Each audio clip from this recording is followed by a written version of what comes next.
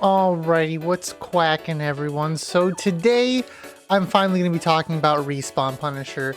I've talked about it in previous videos just very briefly. I've been sitting on this for a couple months and I was talking to a friend yesterday and some other friends days before, and I finally come to a conclusion on what I want to say about Respawn Punisher.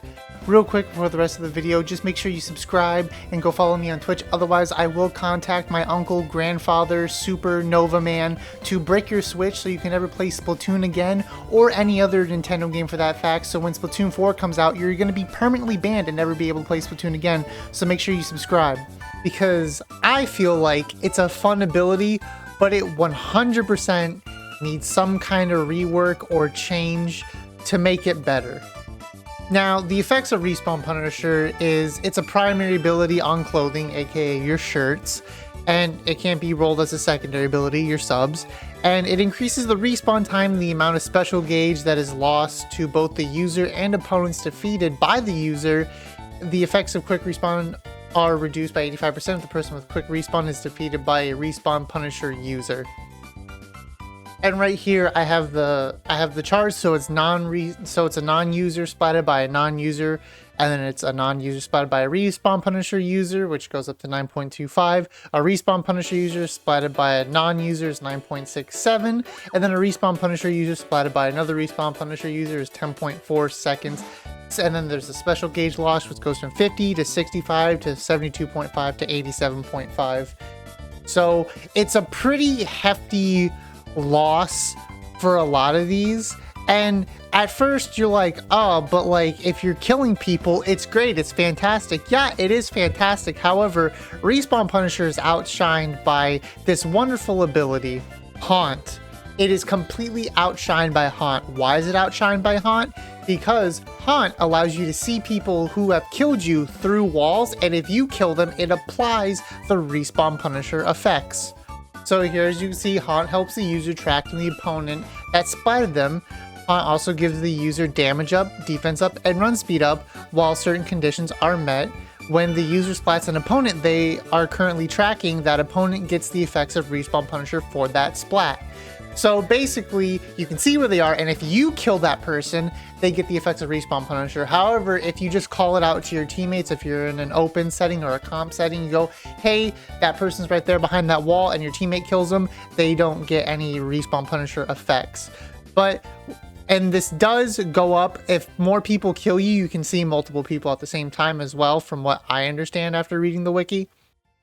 So basically, the duration has been increased, and then the number of targets can be affected with Haunt at once increased to 4. So the fact that Haunt basically means that you can get killed by everyone on the enemy team, get up, kill everyone, and apply the Respawn Punisher effects without you taking any penalties. So you can stack QR, special saver for yourself. Haunt just completely outshadows Respawn Punisher. And currently, the only people really running Respawn Punisher are longer range weapons like E-Liter because they're not dying, so they can benefit from Respawn Punisher. You can obviously use Respawn Punisher on, aggressive weapons that, stick to running Respawn or QR a lot and Special Saver. You could run it on a Wiper or Tetras, but why would you do that when Respawn Punisher is right there? It is an option, of course, but it's not the best option for your gear loadout. So unfortunately, Respawn Punisher is absolute garbage for basically everything except for longer range weapons like Pencil and E-Liter and Chargers for the most part. You're not really going to want to run them on Splat. You're not going to want to run Respawn Punisher on Splatlings because you want that main of run speed on your shirt if you can get it, especially like weapons like Hydra that have a very long range, or even just regular Splatlings that do have a decent amount of range. And you're obviously not going to run it on mini Splatlings, and you're not going to run this on, Jet Squelch or anything. You're better off running Thermal Ink on a Jet Squelcher. So what are some changes that we can make to Respawn Punisher that would make it better? So the first thing we could do is reduce the penalty across the board of how long it takes you to respawn and how much special it takes away. Now, I think one of the best things, like the most interesting and good things about it, is that it takes away your special meter, which is very useful for annoying specials that you do not like. But again, Haunt also has that ability as well. But if we change Respawn Punisher to be less egregious for users, they could absolutely use it without taking too much of a big penalty on themselves.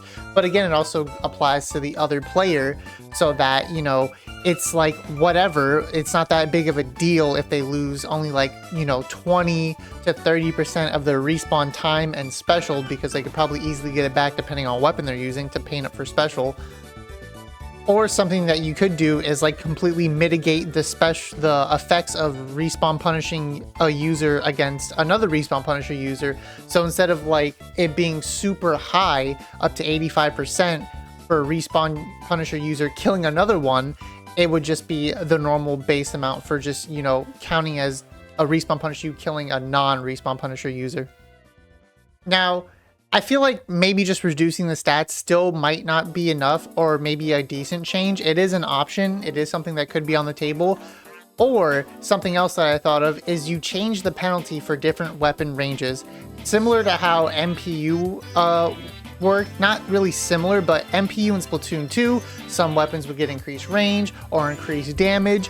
Something similar to that for weapons. So like weapons based on their range could have different penalties. So longer range weapons take more of a penalty, while shorter range weapons, like let's say you run Respawn Punisher Roller or Brush, those have very short range. The penalty should be significantly less if that person dies with Respawn Punisher, but still applying the normal base effect for the user that they kill. So they still get penalized, but it's not a huge penalty to them. And I think that would be a pretty meaningful change, and probably wouldn't make Respawn Punisher super popular, but it would be a better option, and people probably would run it more if they know, oh, I'm only gonna lose maybe up to 40% of my special. Like I won't, like, you know, be able to do much, but you know, you can counteract it with sub abilities.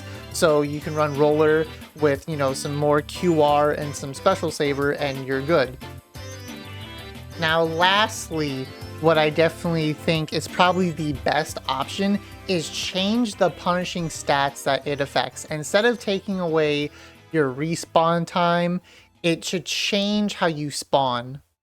And what I mean by that is, instead of it increasing your respawn time, it should increase your jump speed time if you're trying to jump in back to the action, and your swim and run speed time when you come out of base.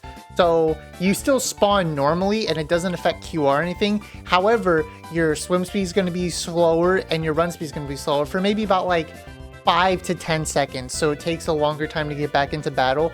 And same thing with jumping in, and they should make it so that if you do jump in, it takes longer to jump in, but you get your swim speed and run speed back as the person who's being punished by the Respawn Punisher user. But however, if you do not jump in, then you have that 5 to 10 second penalty, which would be very useful if you're winning the game and you get some key picks to help your team push to the end, because they're going to be suffering from a decreased run and swim speed, so they're not going to be able to get into the fight that fast. And they could increase the jump in speed if they're trying to jump in from base to, like, instead of the normal like 3.6 seconds, maybe like 4.3 seconds, something like that. So I think that would be a very good rework for quick respawn, is instead of just punishing you spawning in, it affects how you get back into battle. And then that's something that applies to the person as well. So if they're being super reckless or whatever, they get that penalty as well. You know, oh, it's going to take me a little bit longer to get back into battle. I don't know how how people would feel about that. That is, like, tell me how you would feel about that in the comments.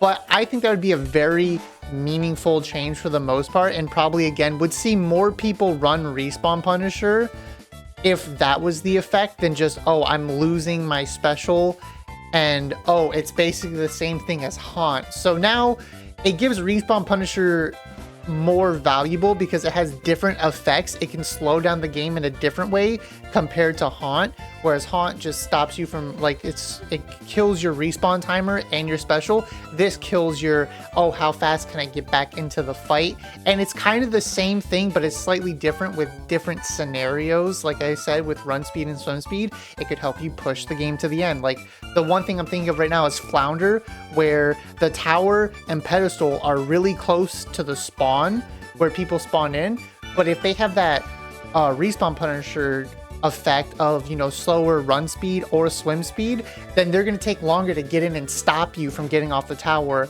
or get on that pedestal. So that would probably make games a little faster and speed up the games for a winning team, and it would definitely like show kind of a dominance. It would be super annoying, but I think it's something that if respawn punisher was reworked into, it would be useful. But those are just my ideas on respawn punisher. Again, I was really sitting on this. I really felt like it could be something useful, but after really looking into it and just kind of comparing it to Haunt and listening to other people's sentiments on it and really thinking about my feelings on it, it is still something you can run. It's not that good. Haunt is way better, but if it had some rework, something that gave it more pizzazz, then it would definitely be something useful. However, if it did switch to changing the status effects, I think, you know, longer range weapons would probably feel that change to respawn punisher for sure. But I think it could also be viewed in a positive way, but it's something that like the gameplay would have to speak for itself. That's something that if that change came, we would need probably like a month or two of people using it and see how the game shifts around that for, you know, us to see any meaningful feedback from it. But those are just my ideas on respawn punisher. I think it needs a change. I think it deserves, you know, some time in the spotlight, considering Haunt just does what it can do, but better, basically. Like, Haunt is just a mixture of, it's all the good parts of Thermal Ink and respawn punisher with, you know, all the good stuff. That's it, no downside. So with that being said, let me know what you think down below, and I will see you in the next one. Take care. Peace.